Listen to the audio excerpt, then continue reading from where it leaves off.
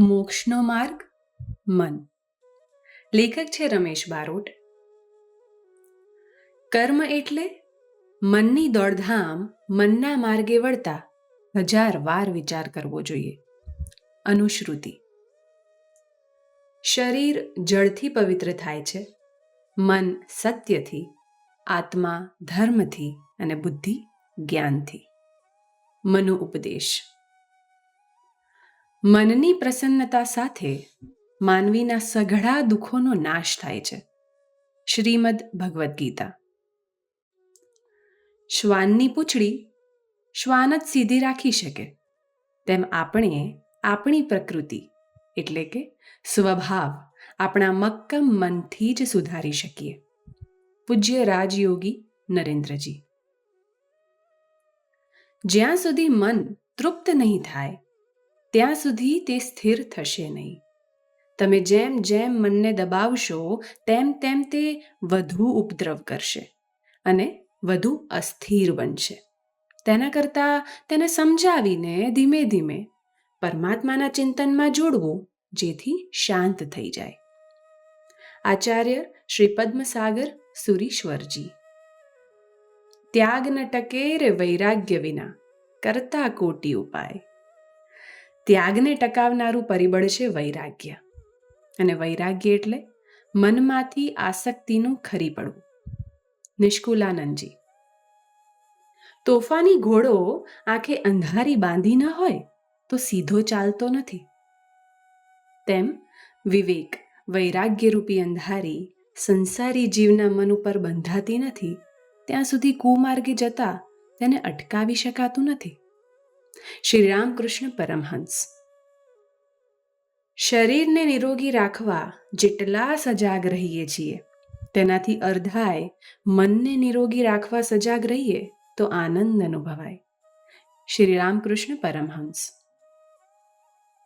હળાહળ ઝેર શરીરમાં જતા 5 પળમાં તેનું છેવટનું પરિણામ આવી જાય છે, પરંતુ મનમાં જો ઝેર દાખલ થયું તો ફક્ત મરણની વેદના જ થાય, મરણ ન આવે. રવિન્દ્રનાથ ટાગોર. મન મહાન જાદુગર અને ચિત્રકાર છે.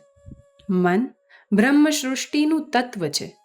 સંકલ્પ વિના સૃષ્ટિ થતી નથી અને મન વિના સંકલ્પ થતો નથી. સાને ગુરુજી. મનની સીમાઓની બહાર નીકળવું તે ધ્યાન છે.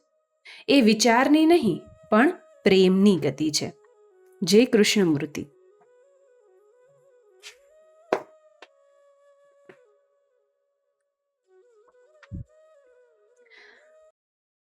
મનની એકાગ્રતા એ જ મનુષ્યની સ્થિરતા હોય છે.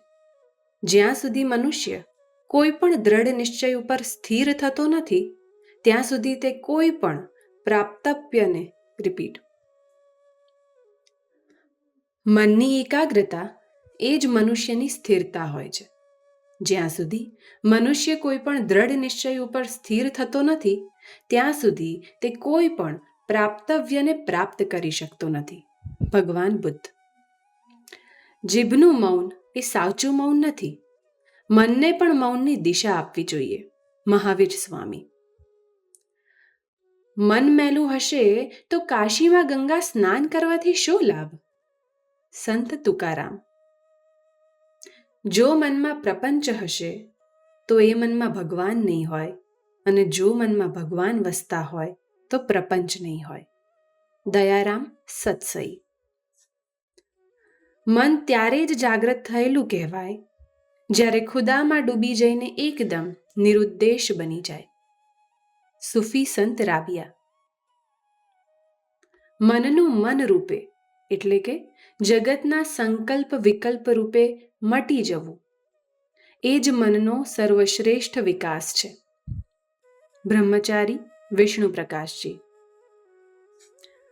ભક્તિમાં મન અને બુદ્ધિ પરમાત્મા સ્વરૂપમાં લીન થાય છે અને અહંગ્રંથિનું વિસર્જન થઈ વૈશ્વિક ચેતનાનું જાગરણ થાય છે. શ્રી વિમલા ઠાકર.